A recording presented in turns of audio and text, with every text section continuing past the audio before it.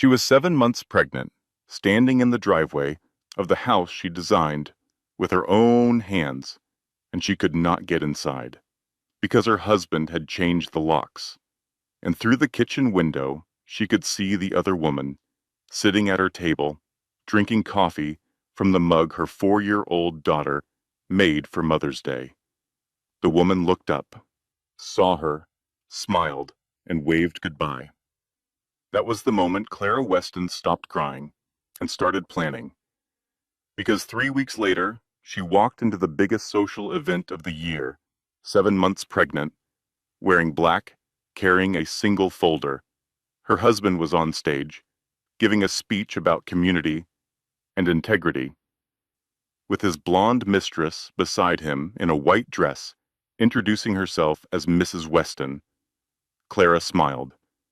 And what she did next silenced 300 people and destroyed a $200 million empire in under 5 minutes. But here is what nobody expected. The real betrayal was not the affair. It was not the girlfriend. It was not even the money he stole. It was the person she trusted most after her husband, who put the knife in deepest. The story will make you angry. It will make you cry. And by the end, it will remind you of something you might have forgotten. You cannot build your life on someone else's promises, but you can build on your own strength. And that structure, the one you build after everything falls apart, is the one that stands forever. If you have ever been the woman standing outside her own house, watching someone else live her life, this story is for you. Stay with me. You are going to want to hear every word. If this story speaks to you, hit that subscribe button and turn on notifications, because stories like this one do not come around every day. Drop a comment and tell me, what would you have done in Clara's shoes? And if you know a woman who needs to hear this tonight, share it with her. Sometimes the right story at the right time can change everything. The chandeliers of the Charlotte Country Club cast fractured light across 300 faces turned toward the grand entrance. Grant Weston stood at the center of the ballroom, his arm draped around a blonde woman half the room had never seen before. She wore white, deliberately bridal, and when people approached, she extended her hand and said 2 words that made the air leave the room. Tiffany Weston. She said it like she owned it, like she had earned it, like the name had always belonged to her. Grant smiled beside her, that effortless, magazine cover smile that had charmed clients and investors and an entire city into believing he was something more than what he actually was. His mother Ruth stood nearby, beaming, facilitating introductions as if this were a coronation rather than a crime scene. The string quartet played. Champagne flowed. Charlotte society smiled and nodded and accepted the beautiful lie, because beautiful lies are so much easier to swallow than ugly truths. Then the music stopped. Not gradually, not politely. It died mid-note as every head in the ballroom turned toward the entrance, where a figure stood silhouetted against the corridor light. She was 7 months pregnant. She wore black, simple, and architectural, the kind of dress that required no ornamentation because the woman wearing it was statement enough. No jewelry except a wedding ring on her left hand, the original one, the real one. She carried a single folder under her arm. Clara Weston descended the 3 steps into the ballroom with the unhurried grace of someone who had nothing left to lose and everything to reclaim. Her eyes swept the room, found Grant, found Tiffany in her stolen white dress, found Ruth with her frozen smile. And Clara did something no one expected. She smiled. Not a broken smile, not a bitter smile. A loaded weapon of a smile. "I am sorry to interrupt," Clara said, her voice carrying across the silent room with perfect clarity. "But I believe there has been a misunderstanding about who Mrs. Weston is." 300 people held their breath, but we are getting ahead of ourselves. Because What happened in those 3 weeks before this moment, what this pregnant woman endured, and what she did about it, that is the real story. And it begins on a Tuesday morning in October in the kitchen of a beautiful house that Clara Weston designed with her own hands in a life she thought was perfect. She was wrong about the life, but she was right about the house. And in the end, that would make all the difference. 3 weeks earlier. The morning Clara Weston's world shattered started like every other morning that fall. She woke at 6:15, padded downstairs in bare feet, and began the routine that had defined her life for the past 4 years.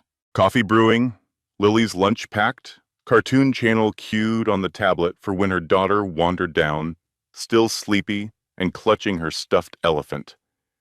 The kitchen was Clara's favorite room in the house because Clara had designed every inch of it. Before she married Grant, before she gave up her career, before she became the woman who packed lunches and attended PTA meetings and slowly, quietly disappeared into the role of supportive wife, Clara Weston had been an interior designer, a good one, the kind of designer whose clients waited 6 months for a consultation because her eye was that sharp, her instinct that sure. She had designed this house from the foundation up, every color, every texture, every carefully considered sight line. The open kitchen with its marble island, the living room where afternoon light fell in golden rectangles across the hardwood floors, the nursery upstairs, freshly painted sage green for the baby coming in 2 months. Grant called it our dream house in interviews, at dinner parties, whenever a client complimented the space, our vision, our design, the plural possessive that erased her singular achievement. Clara had stopped correcting him years ago. It was easier, and ease had become her primary currency, the thing she traded for peace, for stability, for the illusion that her marriage was functioning. She checked her phone while the coffee brewed. No response to the love you text she had sent Grant at 11 the previous night. He had been working late again, the third time that week, the 12th time that month if she was counting, and she had stopped counting because counting meant acknowledging a pattern, and acknowledging a pattern meant asking questions she was not ready to ask. "Mommy!" Lily appeared in the kitchen doorway, 4 years old, hair tangled, elephant dragging on the floor behind her. "Can I have pancakes?" Clara smiled, the genuine smile she reserved for her daughter, the one that came from somewhere real and untouched. "You can always have pancakes." She was mixing batter when her phone buzzed. A text from her best friend Jess. "Coming over at 10, bringing cupcakes. Do not argue with me." Clara typed back a smiley face and returned to the pancakes. At 9:45, she was cleaning up breakfast when she noticed Grant's iPad on the kitchen counter. He had left it again, the third time in 2 weeks.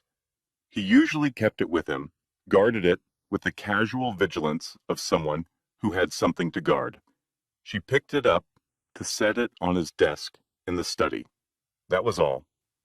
She was not snooping, she was not suspicious. She was just a wife picking up after her husband, the way she always did, the way she had been doing for 6 years. The screen lit up. It was still logged into his messages, a thread with a contact labeled T, followed by a red heart emoji. The most recent message had come in 20 minutes ago. Clara read it standing in her kitchen, barefoot, 7 months pregnant, pancake batter still on her fingers. "When are you going to tell the pregnant cow it is over?" That was the first message she saw. From T. The words hit her like a physical blow, somewhere between her ribs and her spine, a place she did not know could hurt until it did. Her thumb moved on its own, scrolling up through the conversation. "After the baby is born, I need the optics. Divorcing a pregnant wife looks bad." That was Grant. "I am tired of waiting. I want to sleep in my house." That was T. It is your house.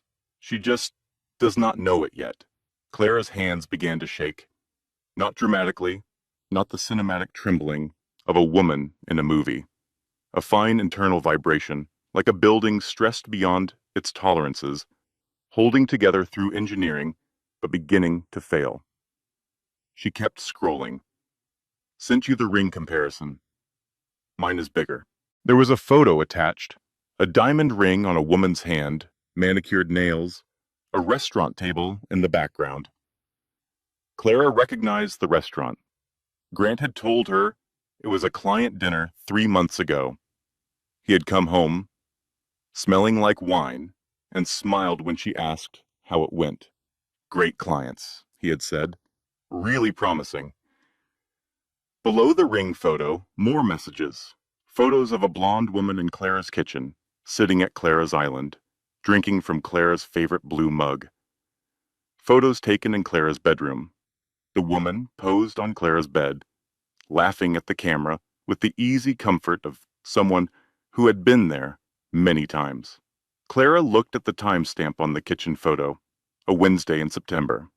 She had taken Lily to Donna's farm that day. Her mother had made apple pie, and they had stayed for dinner. While Clara was eating apple pie with her mother and daughter, this woman was eating takeout in Clara's kitchen with Clara's husband. She scrolled to the oldest message in the thread. 14 months ago, not weeks, not the recent indiscretion of a confused husband. 14 months of lies, of client dinners that were not client dinners, of late nights at the office that were late nights somewhere else, of I love you texts sent to Clara out of obligation while something more honest was being typed to someone else. 14 months. Her son had been conceived during those 14 months. She had designed the nursery during those 14 months. She had sat across from Grant at their anniversary dinner, the one where he gave her earrings and told her she was beautiful, and she had believed him. Mommy? Lily stood in the doorway, holding her elephant. Clara locked the iPad and set it down. Her hands were still shaking, but her voice came out steady, the steadiness of a woman who had learned to hold herself together for the small person who needed her to. Yes, baby. Why are you crying? Clara touched her face and found it wet. She had not realized. Mommy is fine, sweetheart. Come here. She knelt down and hugged her daughter and held on, breathing in the smell of syrup and baby shampoo, feeling the small arms wrap around her neck with perfect trust. And over Lily's shoulder, Clara stared at the iPad on the counter and felt something fundamental shift inside her, a load-bearing wall giving way, the whole structure groaning. The doorbell rang, Jess arriving with cupcakes and the aggressive optimism that defined her personality. Clara wiped her face, picked up Lily, and went to open the door. She had no idea that what she had just discovered was only the beginning, that the worst was not the affair. The worst was what came next. Jess Porter had a gift for reading rooms. She walked through Clara's front door carrying a bakery box and a tote bag, took one look at Clara's face, and set everything down on the nearest surface. What happened? It was not a question. Jess did not ask questions when something was wrong. She made statements and waited for confirmation. Clara glanced at Lily, who was arranging cupcakes on the coffee table with the focused intensity of a 4-year-old given an important task. She pulled Jess into the kitchen and handed her the iPad. Jess read the messages in silence. Her face went through a sequence of expressions that Clara would later describe as a weather system: confusion, then shock, then a thunderstorm of rage compressed into absolute stillness. Jess set the iPad down carefully, too carefully. How long has this been going on? The messages go back 14 months. 14 months. Jess said it flat, like she was confirming a number on a receipt. And who is she? I do not know. The contact just says T with a heart emoji. Jess picked the iPad back up and scrolled with purpose. She found something Claire had missed, a tagged location on one of the photos. Tiffany Lane, VP of Marketing, Weston Development Group. She works for him, Jess said. She works for him, and she is sitting in your kitchen, calling you a cow. She looked at Clara. What are you going to do? I am going to talk to him tonight, after Lily goes to bed. No. What are you going to do right now, before he gets home? Because the woman I know does not stand in her kitchen crying. The woman I know makes a plan. Clara looked around her kitchen. Every tile, every fixture, every carefully chosen detail was hers. She had designed this house, she had built this life, and Grant had been dismantling it for 14 months while she mixed pancake batter and packed school lunches and believed the lie because believing was easier than seeing. Right now, Clara said, I am going to screenshot everything on that iPad before he realizes he left it here, and then I am going to email it all to myself. That is my girl, Jess said. Clara spent the next hour methodically documenting her husband's affair. Screenshots of every message, every photo, every location tag. She emailed them to herself, to Jess, and to a new folder she created called Insurance. She checked Grant's deleted photos and found more. Tiffany at restaurants, Tiffany at hotels, Tiffany wearing a ring that made Clara's stomach drop because it was not a casual piece of jewelry. It was an engagement ring. 3 months. He had been engaged to another woman for 3 months while married to Clara. She placed the iPad exactly where Grant had left it, screen locked, angled the same way. Then she went to the living room where Lily was watching cartoons and cupcake frosting was smeared across 3 cushions, and she sat down and held her daughter and waited for the man she had married to come home. Grant arrived at 7:15. He walked in carrying his briefcase and a takeout bag from the Thai place Clara liked. The gesture of a man performing thoughtfulness without feeling it. Hey, he said, kissing the top of her head as he passed. Sorry I'm late. Long day. Claire watched him set down the food, loosen his tie, check his phone. She watched him notice the iPad on the counter and slide it into his briefcase with a movement so practiced it was almost invisible. She watched him pour a glass of wine and ask about Lily's day as if everything were normal, as if the world had not shifted on its axis 6 hours ago. She waited until Lily was asleep. Then she came downstairs and found Grant on the couch, watching a basketball game, the picture of domestic comfort. Who is Tiffany Lane? Grant's hand stopped halfway to his wine glass. The pause lasted maybe 2 seconds, but Clara saw everything in those 2 seconds. The calculation, the assessment of how much she knew, the rapid construction of a response designed to minimize damage. She works for me. Marketing. VP. Why? Clara sat down across from him. She did not sit next to him. That distance was deliberate, and they both knew it. I saw your messages, Grant. Something shifted in his face. Not guilt, not shame. Something closer to irritation. The expression of a man whose carefully organized plan had been disrupted by an inconvenient variable. You went through my iPad. You left it on the counter. I picked it up to move it, and the screen was open. But that is not really the point, is it? Grant rubbed his face. The gesture was familiar. He did it during difficult client meetings, during arguments about budgets, during any conversation that required him to perform an emotion he did not actually feel. How long, Grant? Clara, 14 months? Was it 14 months, or was it longer and you just got sloppy about deleting messages 14 months ago? He stood up, walked to the window, looked out at the street where their neighbors lived their quiet lives, unaware that the Weston house was detonating from the inside. When he turned back, his face had changed. The mask was off. And what was underneath was not the charming husband, not the loving father, not the successful businessman. It was something cold and calculated and utterly without remorse. You did this to yourself, Clara. The words landed like a slap. You let yourself go. You stopped being interesting. All you talk about is Lily and paint colors and nursery themes. Tiffany actually challenges me. She is building something with me. I gave up my career for this family. Nobody asked you to. Clara felt the baby kick, a sharp, insistent movement, as if her unborn son was protesting on her behalf. I want you out of this house, she said. Grant laughed. Actually laughed. A short, ugly sound she had never heard from him before. You want me out? Clara, this house is in my name. The mortgage is in my name. The cars are in my name. You have not earned an income in 4 years. He reached into his briefcase and pulled out a manila envelope. Handed it to her with the casual efficiency of a man handing over a business proposal. My lawyer filed these 2 weeks ago. Divorce petition. I am requesting primary custody of Lily based on your, let us call it, emotional instability during the pregnancy.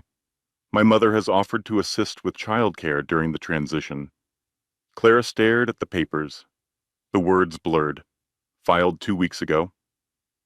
He had been sitting across from her at dinner for 2 weeks, passing the salt, asking about her doctor's appointments, sleeping in their bed, while these papers existed somewhere in a lawyer's office, waiting. Your mother knew? My mother has been supportive of my decision, yes. Supportive. Ruth Weston, who Claire had driven to every medical appointment for 3 years after her hip replacement.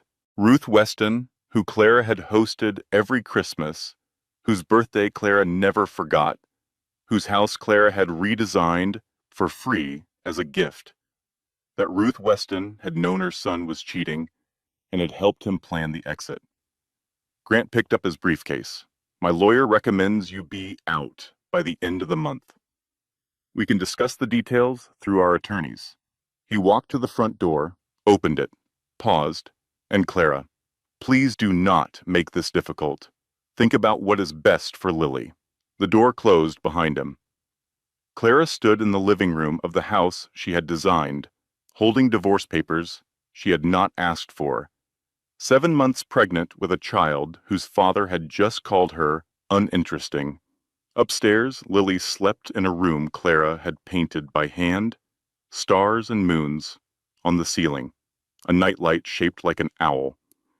She looked down at the papers, primary custody, emotional instability, end of the month. Then she picked up her phone and called her mother. The phone rang twice before Donna Mitchell answered, because Donna always answered. It was the one certainty Clara had left. Mama, Clara said, and her voice broke on the word, cracked right down the middle, like a foundation that had been carrying too much weight for too long. Mama, I need help, baby, what happened? And Clara told her. All of it. Standing in her beautiful kitchen, in her beautiful house, in her beautiful life that had been a lie for 14 months. When she finished, Donna was quiet for a long moment. Then her mother's voice came through the phone, steady as bedrock, warm as the farmhouse kitchen where Clara had grown up. You listen to me, Clara May. You pack a bag for you and a bag for Lily. You get in your car, and you come home. Right now. Tonight. Do you hear me? Yes, ma'am. And Clara, do not forget to bring that iPad. If it is still in the house, take it. Screenshots are good. The device is better. Clara found the iPad in Grant's study.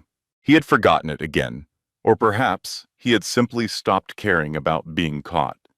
She packed 2 bags, carried her sleeping daughter to the car, buckled her into the car seat, and drove through the Charlotte night toward her mother's farm. In the rearview mirror, the house she had designed grew smaller and smaller until it disappeared. She had built that house to last a lifetime. She just had not expected the lifetime to end on a Tuesday. Clara woke the next morning in her childhood bedroom to the sound of Lily laughing downstairs and the smell of Donna's biscuits. For 3 seconds, everything was normal. Then memory crashed in like a wave. and the weight of it pressed her back into the pillow. She reached for her phone. No messages from Grant. No apology. No explanation. No, I made a mistake. Just silence, the specific silence of someone who had said exactly what they meant and had nothing to add. She called her bank to transfer money into a separate account. A practical step. A survival step. The automated system was polite and efficient right up until it was not. I am sorry, the representative said after a long pause. The joint accounts associated with this profile have been restricted. You will need to contact the primary account holder to restore access. Restricted. Clara repeated the word like it was in a foreign language. What do you mean, restricted? It appears a hold was placed on all joint accounts yesterday evening. No transactions can be processed without authorization from the primary holder. Grant had frozen everything. Every checking account, every savings account, every credit card. He had done it the same night he walked out, probably from the car, probably while Clara was still standing in the kitchen holding his divorce papers. She checked her wallet. $43 in cash and a coffee shop loyalty card with 2 stamps.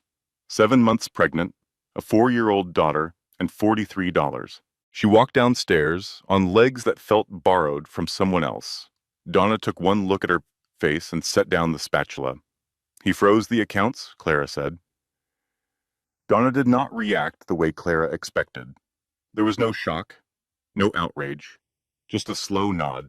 The nod of a woman who had spent 30 years as a real estate attorney and had seen every version of this story. All of them? Everything. I have $43, Mama. Donna wiped her hands on her apron, walked to the counter, and picked up her phone. She made one call, spoke for 90 seconds, and hung up.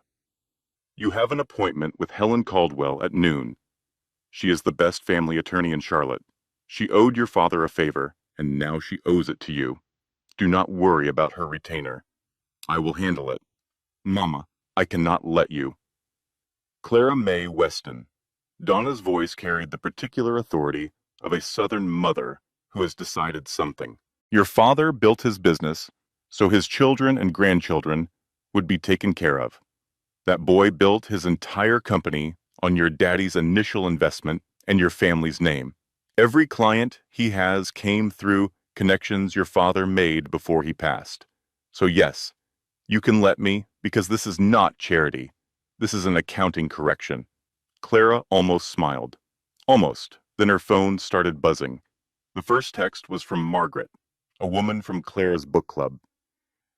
Honey, I just heard. Are you okay? Grant called David last night and said you have been having some problems with the pregnancy. We are praying for you. The second was from Patrice, a neighbor. Clara, Grant mentioned you might need some space to deal with your anxiety. Just know we are here for you. No judgment. The third was from their pastor. Clara, Grant, and Ruth came to see me this morning. They are very concerned about your mental health and the safety of the baby. I think some time apart might help you find clarity. The church counseling program is available if you need it. Clara read each message with growing horror. The pattern was unmistakable. Grant and Ruth had spent the night and morning calling every person in Clara's social circle with a carefully constructed narrative. Clara was not a betrayed wife. Clara was a woman having a pregnancy-related mental breakdown. Clara was erratic. Clara was paranoid. Clara was a danger to herself and possibly to her children. They were not defending Grant's affair. They were not even acknowledging it existed. They were rewriting reality, turning the victim into the patient, the betrayed into the broken. Her phone rang. Jess, Clara answered. Have you seen what that man is doing? Jess's voice vibrated with rage. He called my husband, told him you are having a mental health crisis, and asked him to encourage me to give you space. Give you space. As in, stop supporting you. As in, isolate you from the one person who knows the truth. What did your husband say? Jess snorted. He said, And I quote, "My wife makes her own decisions about her friendships, and your boy should probably worry about his own problems." Then he hung up. I have never loved that man more than I did in that moment. Clara exhaled something that was almost a laugh. "Clara, listen to me." Jess's voice softened. "This is not random. This is a campaign. He is cutting you off from everyone who could help you." Classic playbook. I read about this in a magazine article about coercive control, and I thought it was exaggerated. But here we are, living it. What do I do? You stop answering these texts.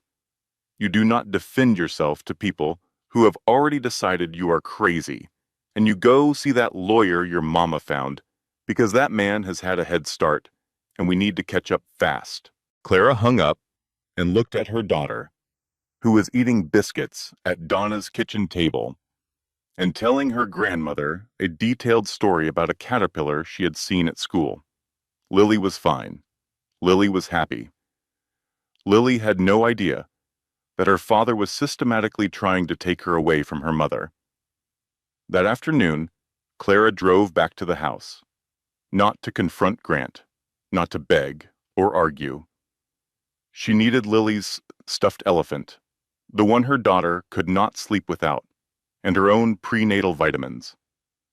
Small things, essential things. She pulled into the driveway of the home she had designed, the home where she had brought Lily home from the hospital, the home where she had painted the nursery for the baby she was carrying. The front door had a new lock. Clara stood on her own porch and stared at the new brass deadbolt where the old one had been. She tried her key. It did not fit. She walked around to the back door. New lock there, too. She went to the garage. The code had been changed. She stood in the driveway of her own home, locked out, and through the kitchen window, she saw movement. Tiffany Lane sat at Clara's kitchen island. She was drinking coffee from Clara's blue mug, the one Lily had picked out for Mother's Day, the one that said, "World's Best Mom," in a 4-year-old's careful handwriting. Tiffany was scrolling through her phone, relaxed, comfortable, at home. She looked up, saw Clara through the window, and she smiled, a slow, deliberate smile. Then she raised her hand and waved, a beauty queen wave, fingers wiggling, lips curled. Then she mouthed 2 words through the glass, "Bye-bye." Clara made it to her car before the breakdown hit. She sat behind the steering wheel and shook. Not crying, not yet, just shaking, her whole body vibrating with a frequency she had never experienced, the physical manifestation of a life collapsing. She was 7 months pregnant, sitting in the driveway of her own house, watching another woman drink coffee from her daughter's mug, and she could not get inside. She could not get Lily's elephant. She could not get her vitamins. She could not get anything because everything she owned was behind a locked door, and the woman who had stolen her husband was on the other side of it, waving goodbye. She called Jess. The phone rang once. "Where are you?" "I am at the house. They changed the locks." "She is in there, Jess. She is sitting in my kitchen. I am on my way. 12 minutes. Do not move." Jess arrived in 11. She pulled up behind Clara's car, got out, and opened Clara's door. She knelt on the driveway and took Clara's hands. "Okay, here's what we are going to do. We are going to your mama's house. We are going to eat something, and then we are going to destroy that man. But first breathe. Your baby needs you to breathe," Clara breathed. "And tomorrow," Jess continued, "first thing, you are opening a bank account in your name only. Even if you put $10 in it, a woman should always have an account nobody else can touch." My mama taught me that, and it is the truest thing anyone ever said to me. Clara nodded. "Now." Jess stood up and looked at the house. She saw Tiffany watching from the window. Jess stared back, held the gaze for 5 full seconds, then turned to Clara. "Also, I want you to know that I just made eye contact with that woman, and she looked away first. So we are already winning." Despite everything, Clara laughed. It was small and broken and wet, but it was a laugh. and Jess grinned like she had won a war. They drove back to Donna's farm in separate cars. Clara watched her house disappear in the rearview mirror for the second time in 24 hours. But this time something was different. This time, underneath the shock and the humiliation and the fear, something else was growing. Something cold and focused, and absolutely without mercy. Grant Weston had taken her home. He had taken her money. He had taken her reputation. He was trying to take her daughter. He had made one mistake.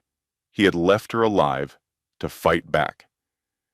Helen Caldwell's office occupied the 14th floor of a glass tower downtown, the kind of address that suggested expensive results and delivered them. Helen herself was mid-50s, silver-haired, sharp-eyed, and possessed the particular calm of someone who had navigated hundreds of divorces and no longer flinched at anything. "Tell me everything," Helen said, and Clara did. When she finished, Helen was quiet for exactly 3 seconds. Then she opened a legal pad and began writing. "3 things," Helen said. "First, the account freeze is illegal. You are a co-owner of those accounts, and he cannot restrict your access without a court order.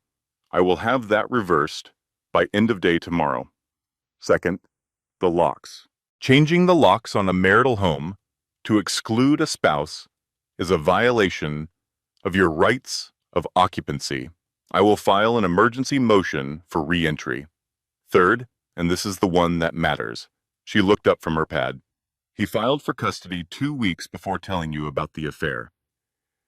That means he has been building a legal strategy while you are building a nursery.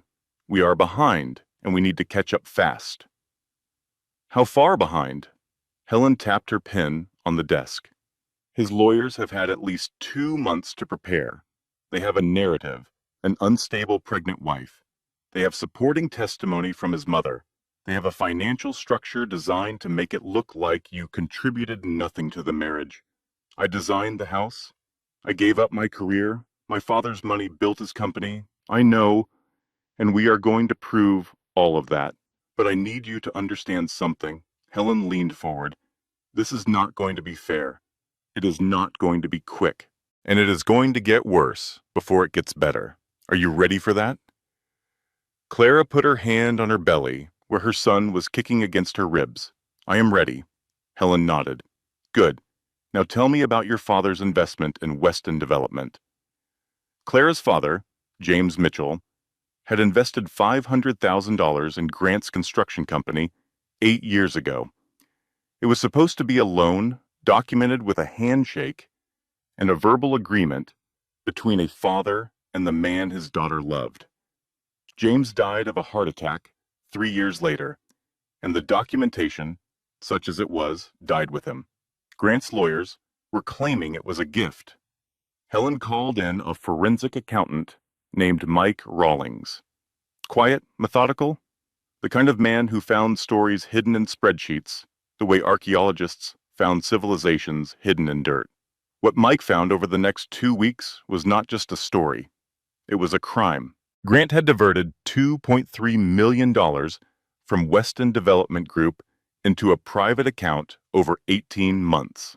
The transfers were disguised as consulting fees, vendor payments, and equipment purchases, all routed through shell companies that existed only on paper. He had used company funds to purchase a downtown condominium. The title was in Tiffany Lane's name.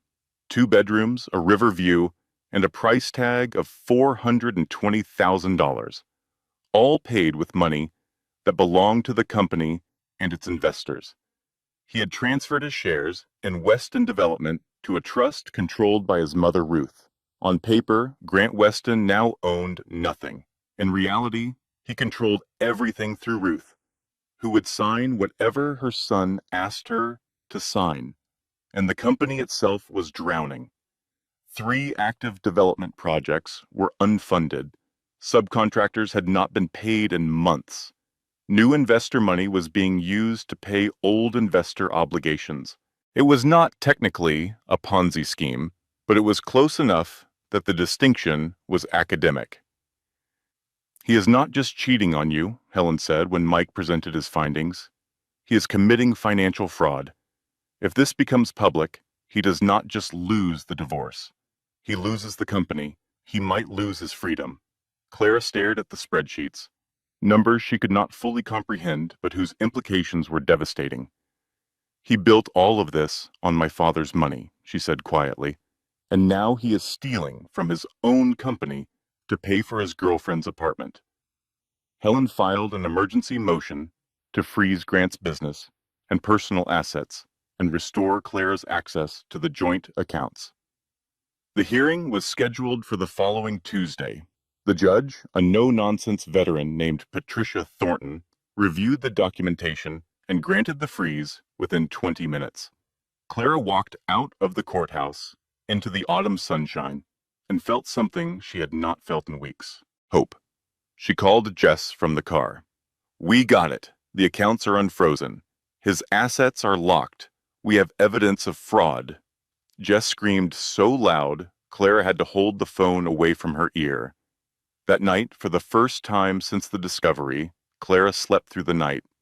She dreamed about the nursery she had painted, the sage-green walls, the white crib, the mobile of wooden birds she had ordered from a craftsman in Vermont. She dreamed it was finished, and her son was sleeping in it, safe. She woke up, believing they were going to be okay. She was wrong. The call came on a Thursday morning. Helen's voice was flat, which was worse than if she had been upset. Flat meant serious. Flat meant bad. "I need you to come to my office. Now." Clara drove to Charlotte with Lily buckled in the back seat, singing along to a children's album about farm animals. The contrast between her daughter's innocent joy and the dread building in Clara's chest was almost physically painful. Donna met her in the parking garage and took Lily to the playground across the street. Clara went up to the 14th floor alone. Helen was standing behind her desk, holding a document. "Grant's lawyers have filed a counter motion," Helen said. "They have an affidavit from your OBGYN, Dr. Sarah Klein, stating that during your last appointment you exhibited, and I am quoting here, signs of severe prenatal anxiety and emotional dysregulation." She further states that the stress of litigation could endanger the pregnancy and recommends, again quoting, "a stable low-conflict environment for the remainder of the term." Clara sat down slowly. The chair felt like it was tilting. Sarah would not do that. She did. I confided in her.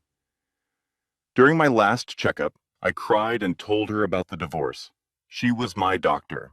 I trusted her." Helen set the affidavit on the desk. "Dr. Klein's husband is David Klein. He is a project manager at Weston Development Group.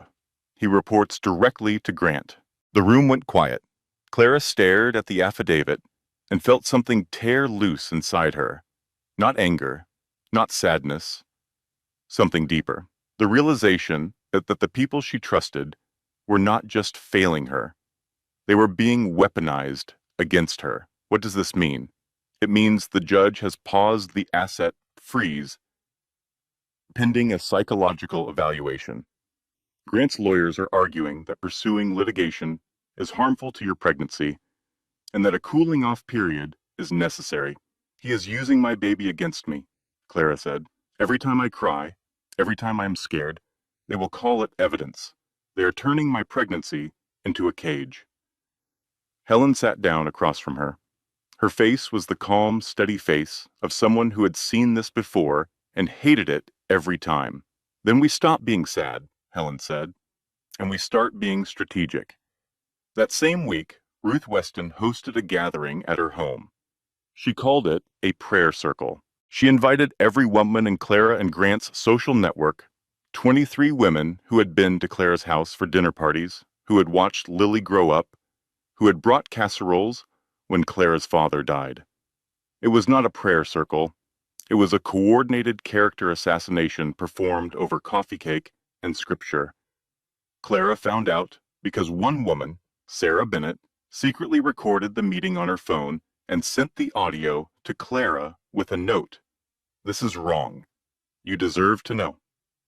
Clara listened to the recording at Donna's kitchen table, while Lily napped upstairs. She heard Ruth's voice, the voice of the woman she had cared for through hip replacement recovery, the woman whose Christmas gifts she had wrapped every year. "That girl was never good enough for my son. She trapped him with a baby, and now she is doing it again. Thank God he found someone who actually appreciates him." Clara heard murmurs of agreement. She heard women she had considered friends nodding along to the dismantling of her character. "She has always been cold. Grant tried so hard.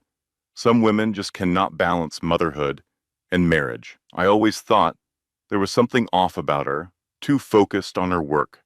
Her work. They meant the career she had given up. They meant the talent she had sacrificed. They were holding her past ambition against her while simultaneously criticizing her for not having a job. She could not win. The game was designed so she could not win. Donna listened to the recording beside her. When it ended, Donna's face had changed. The warmth was still there, underneath, but something harder had surfaced. Something that reminded Clara of her father before a difficult negotiation. "That woman," Donna said quietly, referring to Ruth, "has made a very serious mistake." "What mistake?" "She came after my grandbaby." Donna looked at Clara. "Now I am involved." The combination of the medical affidavit and Ruth's social campaign was devastating. Clara's support network was crumbling. Her legal momentum was stalled.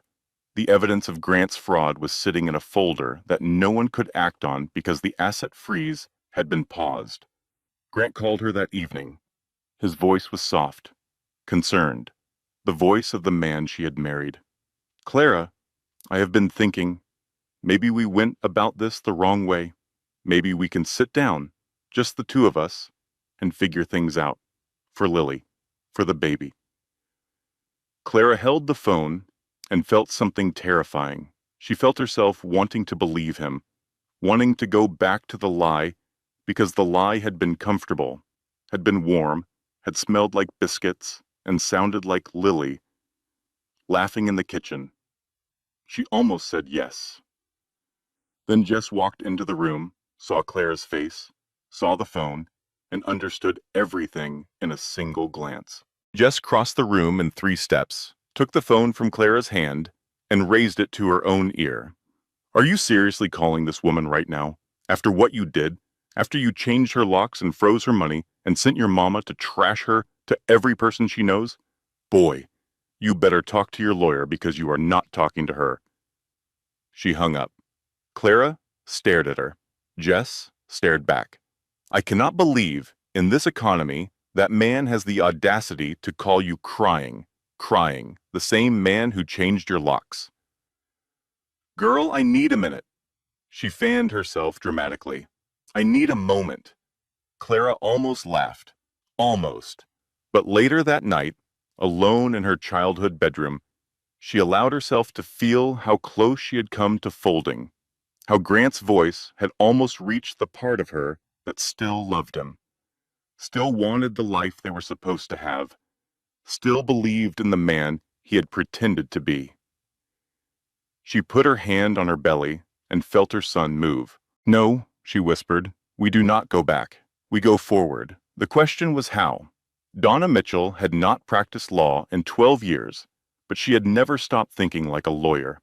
And in the 2 weeks since Clara arrived at her farmhouse with a sleeping child and a shattered marriage, Donna had been doing something she had not told her daughter about. She had been investigating. Not the affair, not the financial fraud. Those were Helen's domain. Donna had been investigating the people. She sat Clara down at the kitchen table on a Saturday morning while Lily played in the yard and presented her findings with the methodical precision of someone delivering a closing argument. "First," Donna said, "Tiffany Lane. Her real name is Tiffany Bowen. She changed it 6 years ago, after her second relationship with a married man ended badly." Clara set down her coffee. Donna opened a folder. Mike Rawlings helped me with some of this. Tiffany Bowen, age 27. Before Grant, she was involved with a married gallery owner in Raleigh. Before that, a married tech executive in Atlanta. Both men left their wives. Both lost significant portions of their businesses in the divorce. Both hired Tiffany into professional roles afterward. She paused to let that settle. She is not a woman who fell in love with your husband, Donna continued. She is a woman who targets successful married men, positions herself as the sympathetic alternative, and profits from the destruction. Grant is not her partner. He is her project. Clara stared at the folder. Does Grant know? I doubt it. Men like Grant do not believe they can be manipulated because they believe they are the ones doing the manipulating. You said there was more. There is. Donna pulled out another sheet. Tiffany has been transferring money from the condo Grant bought her into an account in Wilmington. Small amounts, regular intervals. She has been doing it for 4 months. She is building an escape fund, Clara said. She is building an escape fund, Donna confirmed. From Grant.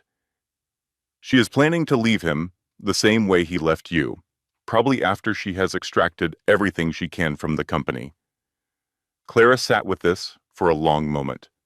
The woman who had waved at her through her own kitchen window, the woman who had drunk coffee from Lily's mug, was not just a mistress. She was a predator. And Grant, for all his scheming, for all his legal maneuvering and asset hiding and narrative construction, was prey.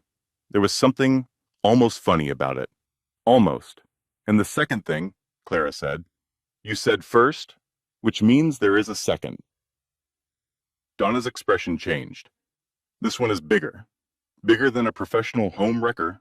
Donna slid a spreadsheet across the table. Mike found something in the company finances that goes beyond asset diversion. The $2.3 million Grant moved is not profit. It is investor money. 3 of his current projects are unfunded. He has been using deposits from new investors to cover payments on old projects. That is a Ponzi scheme. It is close enough that the difference will not matter in court, or to the investors, or to the state attorney general's office. Clara looked at the spreadsheet and saw the architecture of her husband's life for what it really was, not a building. A house of cards, elaborate, impressive from the outside, and one strong wind from total collapse. If this becomes public, Clara said. If this becomes public, Donna finished, Grant does not just lose the divorce. He loses the company. He loses his reputation. He may lose his freedom. And more importantly, every asset he is trying to hide, every dollar he is trying to keep from you, becomes evidence in a fraud investigation. Clara picked up the spreadsheet and studied it the way she used to study design plans, looking for the load-bearing elements, the stress points, the places where pressure would create maximum effect. I do not want to destroy him, she said. Donna looked at her steadily. I want Lily. I want the house. I want what belongs to me, and I want him to stop pretending I do not exist. Then we do not need to destroy him. Donna took the spreadsheet back. We just need to make sure he knows we can. Helen received the new evidence the following Monday. She spent 3 days building a revised legal strategy that she described to Clara with unusual satisfaction. We are filing a comprehensive motion. Financial fraud documentation. Tiffany Bowen's background and pattern of targeting married men. The recording of Ruth's prayer circle meeting. The connection between your OBGYN and Grant's company. And a request for emergency full custody based on Grant's demonstrated pattern of manipulation, financial abuse, and witness tampering. Can we win?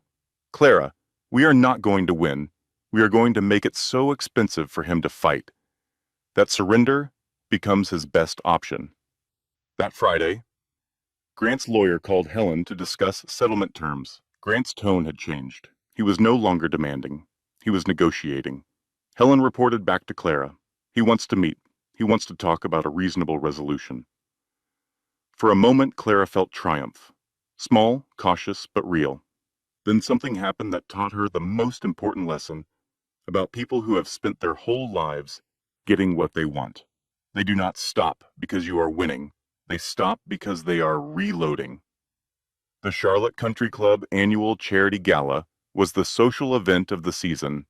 300 guests, black tie, a silent auction supporting children's literacy programs. And this year, Weston Development Group was the featured sponsor, which meant Grant Weston would be speaking from the podium about community and generosity and building futures. The irony was so thick, you could have used it for insulation. Clara learned about the gala from Jess, who had learned about it from the club's newsletter, which featured a photo of Grant and Tiffany at a pre-event dinner. Tiffany was identified in the caption as Grant's fiancé. Fiancé. He was still married to Clara. The divorce was not finalized, and he was publicly announcing an engagement to another woman. They will be there together, Jess said. Tiffany is going to introduce herself as Tiffany Weston. Ruth will be there. Every person who believes their lies will be there. Clara said nothing for a long time. Then she said, "I am going." Jess looked at her. "Helen said you should not. Helen is protecting me legally. I need to protect myself personally. Every person in that room thinks I am the crazy pregnant woman who drove her husband away. If I hide, they win. If I disappear, the lie becomes the truth. You are 7 months pregnant. I am 7 months pregnant, and I am the strongest I have ever been." Clara put her hand on her belly. "My son is going to be born into a world where his mother stood up, not where she hid." Jess studied her for a long moment, then she grinned. "Well then, what are we wearing?" They spent the next day preparing. Not just the dress, though Clara chose carefully. Simple black, elegant. Nothing that screamed, "Look at me," but everything that whispered, "I belong here." They prepared strategically. Helen assembled a folder containing the financial documentation, the fraud evidence, the timeline, not for the gala itself, for what might come after. Donna drove in from the farm. She stood in Clara's childhood bedroom doorway and watched her daughter get dressed. "Your grandmother," Donna said, "once told me something I never forgot. When they try to bury you, remind them you are a seed. You walk into that room and you bloom, baby." Clara looked at herself in the mirror. 33 years old, 7 months pregnant, wearing a simple black dress and her original wedding ring. Not beautiful in the way magazines meant, beautiful in the way that mattered. Strong and real and still standing. She knelt down and held Lily, who was staying with Donna for the night. "Mommy has to go somewhere important tonight," Clara said. "Sometimes when people say things about you that are not true, you do not fight with words. You just show up and be yourself. That is the bravest thing anyone can do." Like when Tommy said, "I could not climb the monkey bars, and then I climbed them." Exactly like that. And then I climbed them again, just to make sure he saw, Clara laughed. Yes, exactly like that. She kissed her daughter, hugged her mother, and walked out to the car where Jess was waiting behind the wheel. Jess had appointed herself driver, bodyguard, and moral support for the evening. She wore a red dress and an expression that suggested she was looking forward to this more than any event in recent memory. "Ready?" Jess asked. Clara buckled her seatbelt. "Ready." They drove toward Charlotte in the October darkness, the city lights growing brighter as they approached. Clara's phone buzzed. A text from Helen. "Whatever happens tonight, do not lose your composure. They want you to react. Be the calm in the room. Be the person everyone remembers as steady." Clara typed back, "I understand." Another text, this one from Donna. "Give them hell, baby." Politely. Clara smiled and put her phone away. The country club appeared ahead, lit up like a lantern. Cars lined up at the valet stand, couples in evening wear ascending the front steps.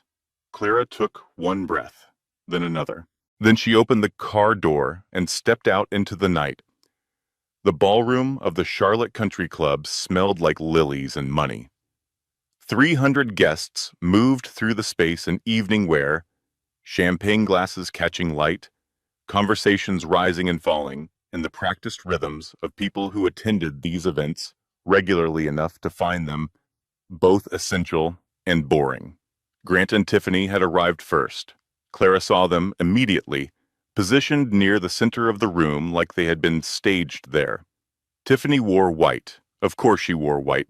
A dress that was not quite bridal, but close enough to make the implication impossible to miss. She was introducing herself to people Clara had known for years, extending her hand, smiling that practiced smile. "Tiffany Weston," she said, to each new face. "So lovely to meet you." Ruth stood nearby, beaming, facilitating. The proud mother-in-law of a woman who was not legally her daughter-in-law and might never be. Grant looked exactly as he always looked. Polished, charming, comfortable. The kind of man who made rooms feel smaller because he took up so much space in them. He was laughing at something a city councilman said, his hand resting on Tiffany's lower back with proprietary ease. Then the string quartet paused between pieces, and Clara walked in. She did not rush. She did not hesitate. She descended the 3 steps into the ballroom with the measured confidence of a woman who had rehearsed this moment only in the sense that her entire life had been rehearsal for it. She wore black. Simple. No jewelry except the ring. Her pregnancy was visible and unapologetic. She carried nothing but a small clutch and the absolute certainty of someone who had been to the bottom and found it surprisingly solid. The room noticed. Of course it noticed.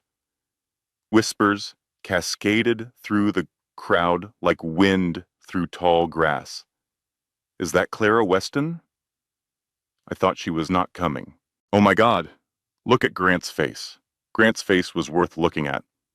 The color drained from it in real time, a visible tide of shock pulling everything human out of his expression and leaving behind something rigid and afraid.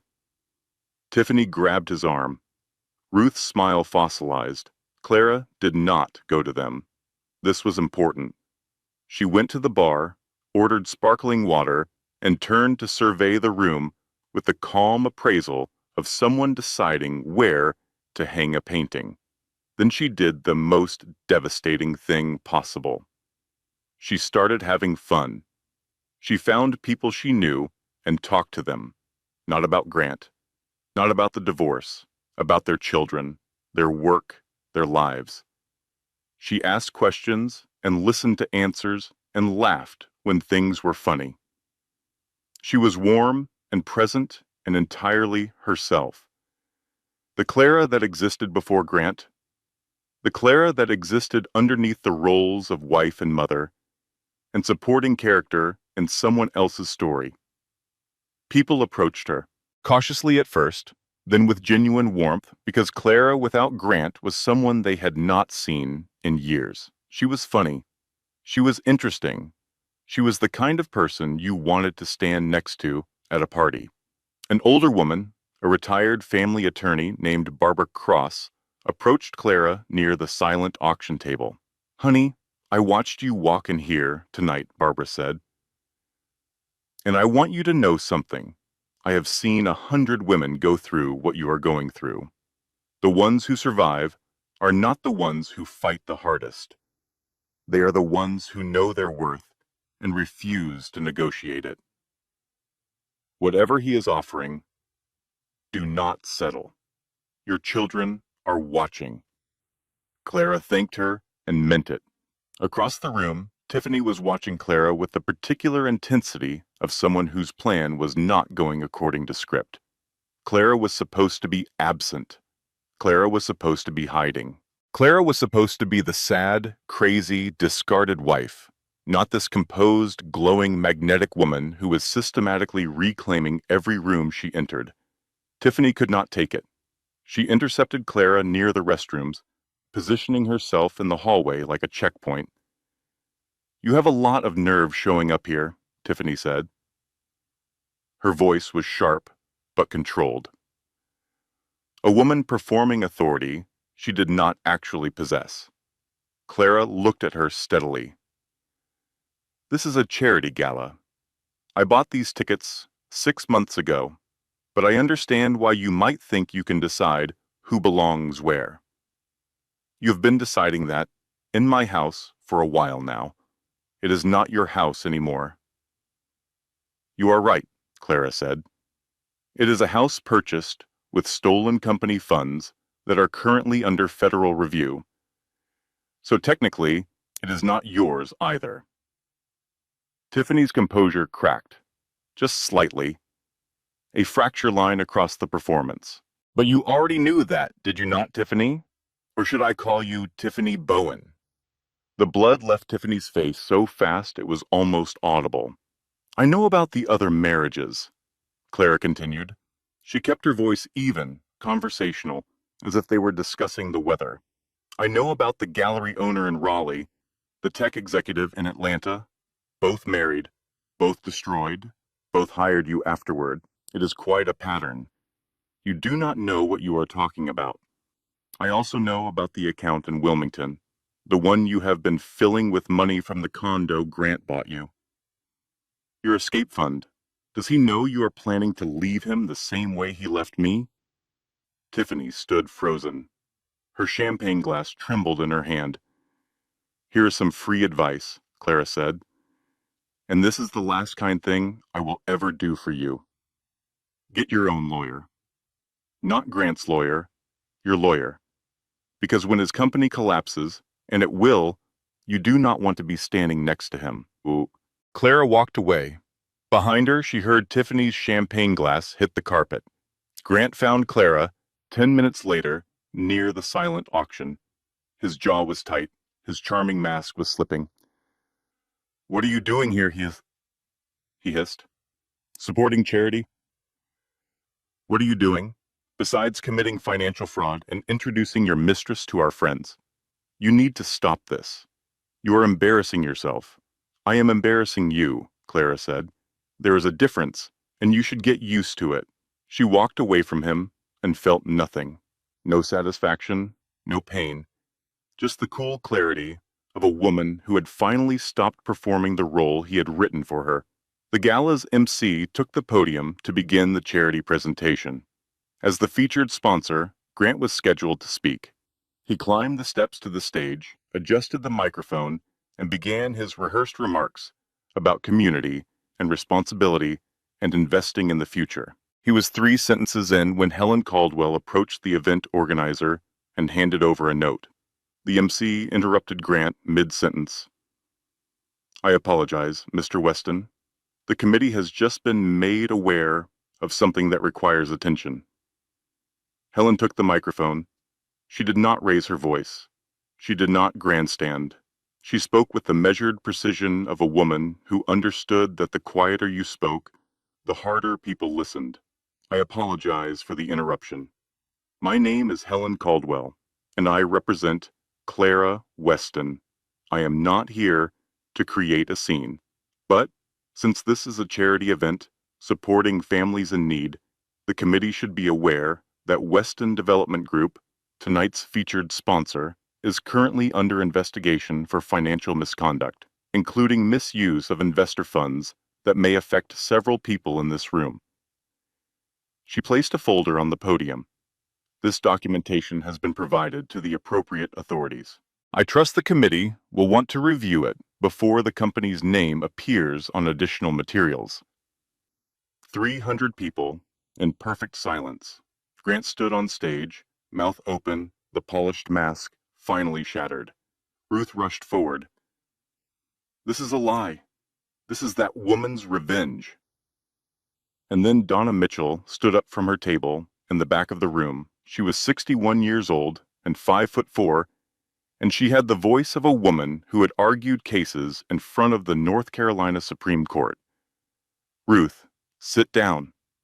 The room went completely still. "Every number in that folder is documented and verified," Donna's voice carried, with perfect clarity. "Your son built his company on my late husband's investment. He cheated on my daughter. He locked her out of her own home. While 7 months pregnant, he tried to take her children, and he stole from his own investors to pay for his girlfriend's apartment." Donna paused. Let her gaze sweep the room. "This is not revenge. This is an audit." The silence that followed was absolute. Then it broke. Voices everywhere. Grant was escorted off the stage by the event organizer. Tiffany was already moving toward the exit, not with Grant, away from him. Self-preservation, the one consistent trait in her pattern. Ruth stood alone in the middle of the ballroom, surrounded by women who had sat in her living room a week ago and nodded along to her lies. Women who were now looking at her with something between shock and shame. Jess watched the entire thing from the bar. She turned to the bartender and raised her champagne glass. "I would like another glass, please," she said. "This is the best Tuesday I have ever had." The fallout was swift and total.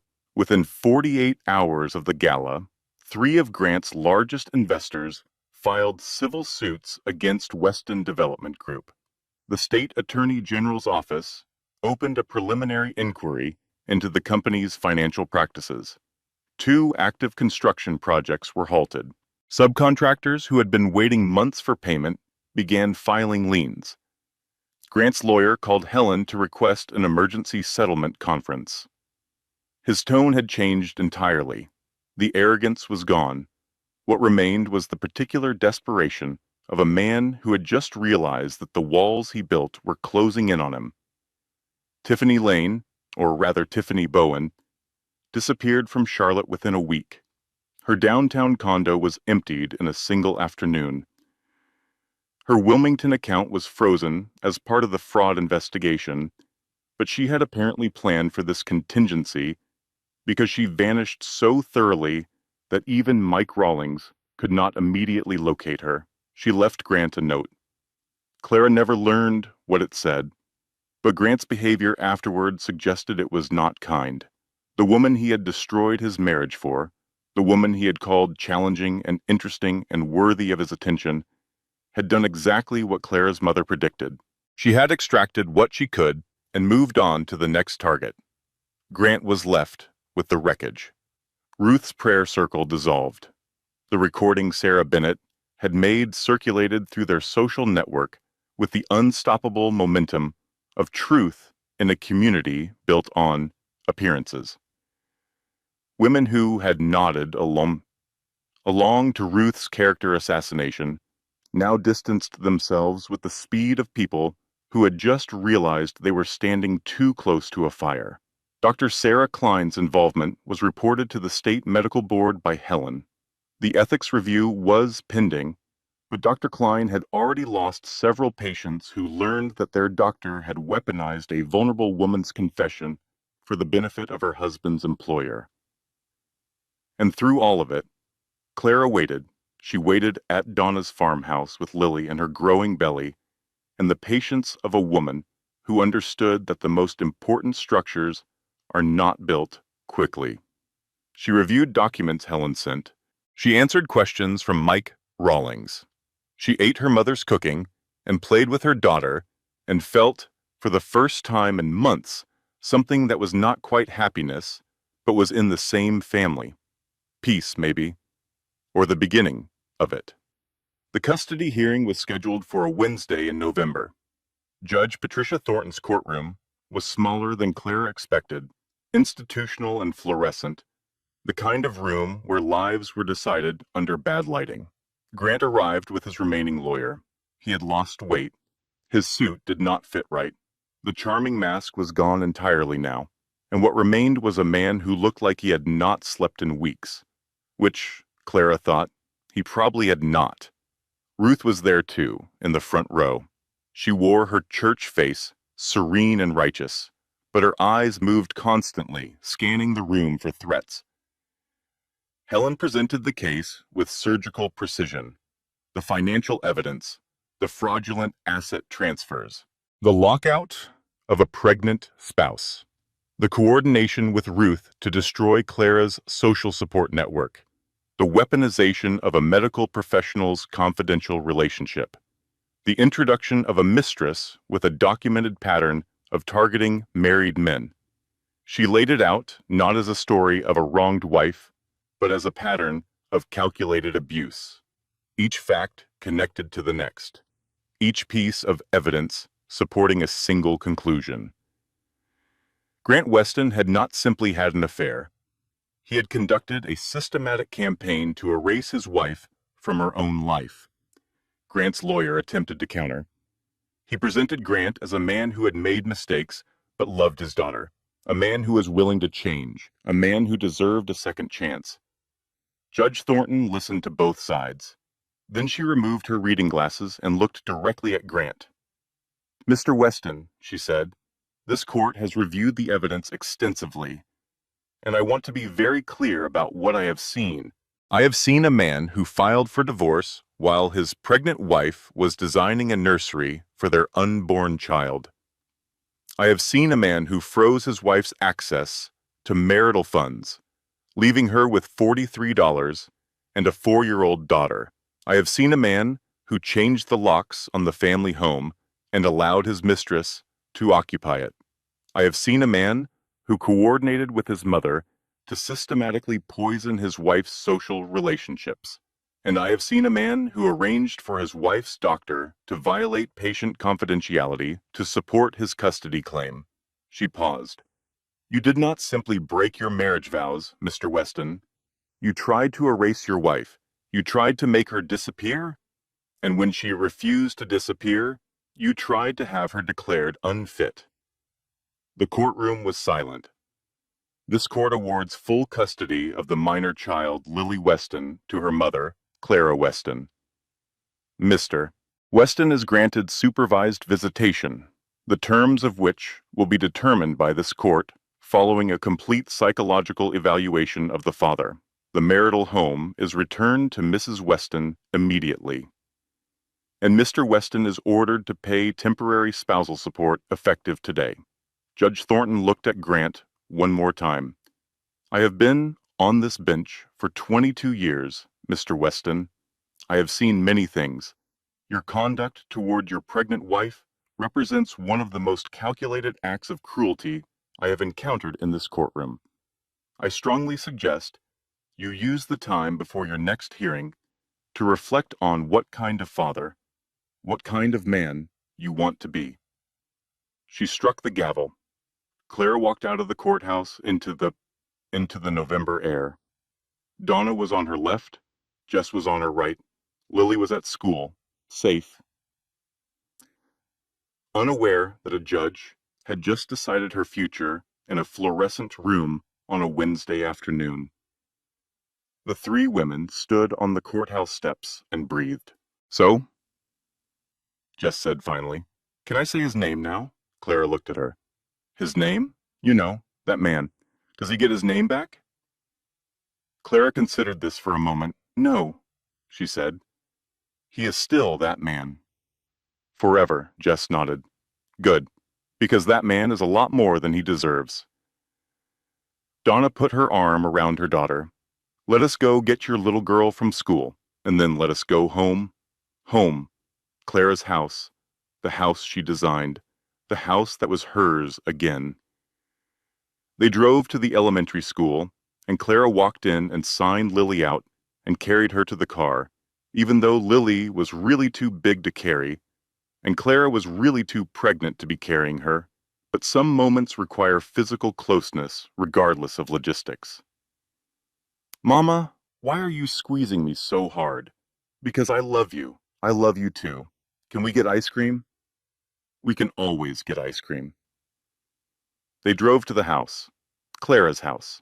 She stood in the driveway and looked at the front door, where the locks had been changed and then changed back, and felt something she could not name immediately. Later, she would call it reclamation. The act of returning to a place that was always yours, even when someone tried to tell you it was not. She carried Lily inside. The house smelled stale. Tiffany's traces were everywhere. A coffee mug in the sink, a sweater thrown over a chair, a lipstick-stained wine glass on the counter. Evidence of an occupation that had ended. Clara walked through every room, touched every wall, opened every window to let the autumn air in and the stale pretense out. Then she went to the nursery, the sage green walls, the white crib, the mobile of wooden birds. No one had touched this room. It was exactly as she had left it, her last act of creation before the world fell apart. She stood in the doorway and put her hand on her belly and felt her son kick. "We are home," she said. 1 year later. Clara Weston sat at her dining room table, surrounded by fabric samples, color charts, and architectural drawings. Her laptop was open to 3 browser tabs. Her phone displayed 14 unread messages from clients. A half-eaten sandwich occupied a precarious position on top of a stack of invoices. From the living room, she could hear Lily, now 5, explaining the rules of an elaborate game to her 11-month-old brother James, who was sitting in his bouncer and watching his sister with the wide-eyed fascination of a baby who had just discovered that the world contained people more entertaining than ceiling fans. "No, James," Lily said, with patient authority. "The purple dinosaur goes there. You are not doing it right." James shrieked with delight and threw a block across the room. "Close enough," Lily said. Clara smiled and returned to her work. 6 months ago, she had relaunched her interior design business from this very table. What started as a single project, redesigning a friend's kitchen, had grown into something she had not anticipated. Word spread. Clients appeared. Her work, which had always been excellent, now carried the additional weight of a woman who understood what it meant to build something from nothing. She had 6 employees now, a small office downtown, a client list that included restaurants, boutique hotels, and private homes across Charlotte. And next month, she was beginning her most significant commission yet. The Charlotte Country Club had hired her to redesign their ballroom, the same ballroom where she had made her entrance 11 months ago, the same room where Grant's empire had come apart at the seams, the same space where she had reclaimed her name. The irony was not lost on her, but she had stopped dwelling on irony months ago. Irony was backward-looking. Clara was building forward. Grant's trial was scheduled for March. The fraud charges were serious. His company was gone, dissolved, its assets frozen, its projects abandoned at various stages of incompletion. Investors had lost millions. Subcontractors had gone unpaid. The charming face that had sold an empire had become the face of its collapse. He had supervised visitation with Lily every other Saturday. He arrived on time and returned her on time, and said very little to Clara. Whatever he was feeling, guilt, resentment, the slow dawning of consequence, he kept it behind the careful blankness of a man who had been advised by his lawyer to say nothing that could be used against him. Lily loved her father. Clara allowed this love, even protected it, because children should not be punished for the failures of their parents. Whatever Grant had done to Clara, Lily's relationship with her father was Lily's to navigate. Clara would be there to help, but she would not be there to poison. This was harder than it sounded. Some days it was the hardest thing she did. Ruth Weston had not spoken to Clara since the courthouse. She had not met baby James. She had attended 3 of Lily's Saturday visits and spent them in the car, unable or unwilling to face the daughter-in-law she had tried to destroy. Clara did not reach out. Some bridges burn so completely that even the foundations are gone. Tiffany Bowen, last Clara heard, had surfaced in Savannah. A new city, a new name probably, A new married man, certainly. Clara felt nothing about this. Not anger, not pity, just the neutral recognition that some people are weather patterns. They blow through, cause damage, and move on. Jess came over every Wednesday evening. She called it Wine and Wine Wednesday, a tradition she had invented and refused to abandon even after Clara pointed out that she was still breastfeeding and could not drink wine. Clara drank grape juice and pretended. Donna visited every Sunday. She brought food, opinions, and the particular brand of maternal interference that Clara had once found overbearing and now understood was simply love, expressing itself through casseroles and unsolicited advice. You need to repaint the guest room, Donna said during her most recent visit, studying the walls with a critical eye. This color makes it look like a hospital. Mama, I am an interior designer. I chose that color deliberately. Deliberately wrong, maybe, Donna sniffed. Your father would have called it institutional. Clara laughed because her mother was right. The color was terrible. She had chosen it during a week when nothing felt right, and the walls of her life were still unstable, and she had picked the first swatch that did not make her cry. She would repaint it, eventually. That evening, after Lily was in bed and James was sleeping in the nursery, his nursery, the one with sage green walls and a mobile of wooden birds, Clara sat at her drafting table and worked on the country club redesign. The plans were ambitious. New lighting, new layout, new everything.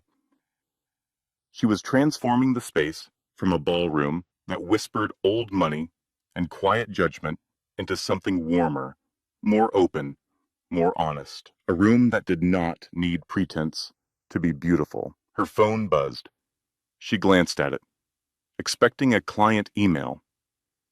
It was not a client email. It was a message from an address she did not recognize. The subject line was simple. You should know what your ex-husband is planning. Clara opened it. It was a forwarded email chain. Grant and an attorney in Raleigh. The content made her blood go cold. Grant was petitioning to modify the custody agreement. He was claiming rehabilitation, changed circumstances, a commitment to being a better father. He had a new girlfriend, a family therapist named Karen Holloway, who had written a letter supporting his fitness as a parent. Clara read the letter. It was professional, persuasive, and designed specifically to counter every point Judge Thornton had raised. But that was not the worst part. At the bottom of the email chain, a message from Ruth to Grant. Do not worry, sweetheart. I found a judge in Mecklenburg County who owes me a favor. We will get Lily back. That woman does not get to win forever. Clara read it twice, then a third time. She stood up and walked to the window. Charlotte spread out below her, lights glittering in the darkness. The city she had helped shape, one redesigned room at a time. The city where she had lost everything and then rebuilt it, stronger from the foundation up. She was not afraid. A year ago, she had been standing in a driveway with $43 and a broken heart, watching another woman wave goodbye through her own kitchen window. A year ago, she had not known who she was without Grant Weston. Now she knew. She was Clara May Weston, mother of two, designer of spaces that people walked into and felt, for the first time, at home, daughter of Donna and James Mitchell, best friend of the loudest, most loyal woman in North Carolina. A woman who had been buried and came back as a seed, just like her grandmother said. She picked up the phone and made one call. Mama, it is me. They are coming again. Donna's voice came through the phone, steady as the farmhouse foundation, warm as a kitchen full of biscuits, and underneath it all, steel. Good. This time, we will be ready. Clara hung up. She checked the baby monitor. James was sleeping, one small fist pressed against his cheek. She checked on Lily, who was sprawled across her bed with her stuffed elephant tucked under one arm, dreaming whatever 5-year-olds dream about. She went back to her drafting table. The country club plans were spread across the surface, measurements and colors and possibilities. Clara picked up her pencil. She had learned something over the past year, something that no design school teaches and no blueprint contains. You cannot build your life on someone else's promises. Promises shift. Promises erode. Promises are handed to you by charming men in nice suits who have already filed the paperwork to take them back. But you can build on your own strength, on your own talent, on the love of the people who show up at your door with cupcakes when the world is ending and refuse to leave until you are breathing again. Clara bent over her drafting table and drew the first line of her new design. Her hand was steady. Her vision was clear. Whatever Grant and Ruth were planning, whatever judges they thought they owned, whatever new strategy they were constructing in their endless campaign to take what was not theirs, Clara would be ready.